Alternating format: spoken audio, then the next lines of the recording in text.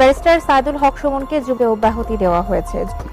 আমার খুব অবাক লাগে এদের কর্মকাণ্ড দেখে। এই সংসদে আমিও মেম্বার অফ পার্লামেন্ট, উনিও মেম্বার অফ পার্লামেন্ট। বলছেন যে তোর হাসিনাকে কেউ থাকবে না, তুই এত বড় সাহস করেছিস, এরকম নানা কথা আমি ইগনোর করে গেছি। আমার মনে হচ্ছে যে আমার হাতে খুব বেশি সময় নাই। আমার কাছে মনে হচ্ছে, আমার কেন জানি মনে হচ্ছে যে আমি কোনো না কোনোভাবে বাধাগ্রস্ত হব, হয় মারা যাব বা পৃথিবী থেকে বিদায় নিব, অথবা কেউ না কেউ আমাকে বিভিন্নভাবে আটকাই দিবে। কেউ মামলা করে হোক বা হামলা করে হোক, আমাকে স্টিগমাটাইজ করে হোক, বদনাম করে হোক, দরকার হইলে বাংলাদেশে আমাকে আর কথা বলতে দিবে না। আমার মনে হচ্ছে যে খুব অল্প সময় আমি আর পাচ্ছি। আমার মনে হচ্ছে যে বাংলাদেশ খুব করে মনে হচ্ছে, আমার খুব করে মনে হচ্ছে যে কোনো না কোনোভাবে আমি আটকাই যাব অল্প সময়ের মধ্যেই। কারণ এই জন্যই আমার কাছে মনে হয় আমার সময় কম, আমার দৌড়াইতে হবে বেশি।